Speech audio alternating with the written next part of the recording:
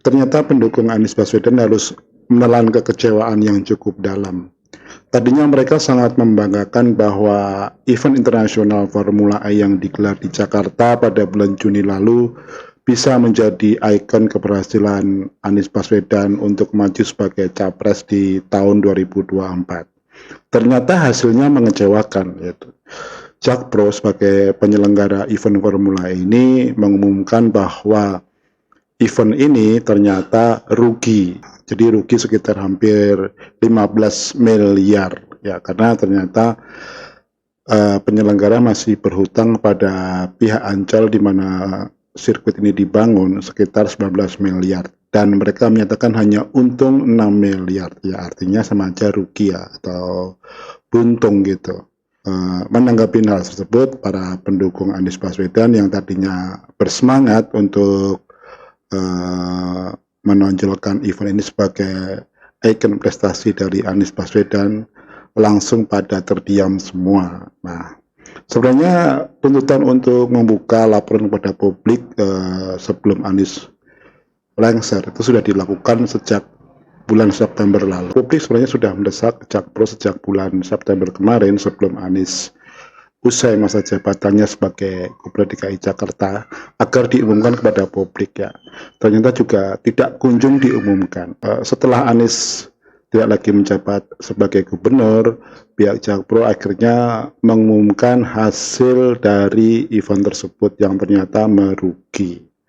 Nah, pasti ini menimbulkan kecewaan dalam bagi para relawan Anies atau buzzer-buzzer Anies Baswedan yang beberapa waktu sebelumnya sangat gencar dan memuja-muja event ini menandingi atau mengalahkan event Mandalika yang digelar di NTT. Nah, belakangan ini pendukung Anies Baswedan sangat pusing ya. Mereka ternyata terlanjur mengamplifikasi keberhasilan Formula E ini besar-besaran, ternyata hasilnya mengecewakan ya. Elemen adanya kerugian dari event Formula E ini sudah bisa dilihat ya, ketika sebuah lembaga survei ekonomi yang bernama Indef mengatakan di media bahwa Formula E ini berdampak ekonomi sekitar 2,6 triliun. Nah, memang kalau kita bicara dampak ekonomi itu sifatnya masih bias ya, karena masih berupa indikator-indikator yang masih belum tentu cocok di lapangan ya. Tapi kalau laporan Jakpro ini kan laporan yang real berdasarkan laporan pemasukan dan pengeluaran untuk event tersebut. Tapi banyak juga yang meragukan apakah kerugian itu memang sebesar itu, atau memang kerugian itu ada di markdown atau dikecil-kecilkan gitu, karena mungkin realnya lebih dari itu ya. Kita juga nggak tahu, tapi bisa juga jadi memang untuk menghindari kecaman yang lebih luas lagi dan intensif dari publik, seolah-olah dibikin bahwa kerugian itu cuma sekitar 15 miliar.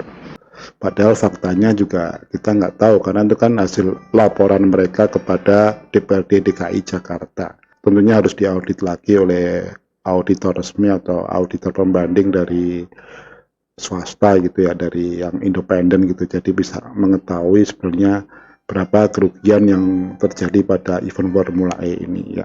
Kalau pendukung Anies kemarin mengatakan bahwa event ini keuntungannya itu melebihi event Mandalika ya, karena mereka sekarang harus membisu karena tidak bisa menjawab lagi.